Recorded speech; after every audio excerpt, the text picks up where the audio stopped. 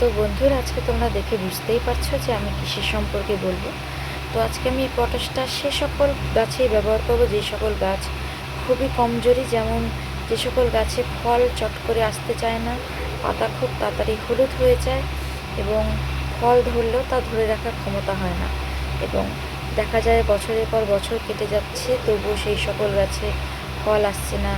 বছরের পর বছর কেটে যাচ্ছে তবুও সেই সকল গাছে ফুল আসছে না। তো সেই সকল ফল ও সেই সকল ফুল গাছেই আমি আজকে এই পটাশটা ব্যবহার করব। তো আমার মতন তোমরাও যারা ঠিক মতন কোনো রকম রেজাল্ট পাচ্ছ না, মনে হচ্ছে এমন কোনো গাছ তোমার বাড়িতে আছে, তো সেই সকল গাছে তোমরা এই পটাশটা দিয়ে দেখো, তাহলে আমি গ্যারান্টি দিয়ে এইটুকুনি বলতে পারবো যে তোমরা অবশ্যই ফল পাবে, কারণ আমিও ফল পেয়েছি।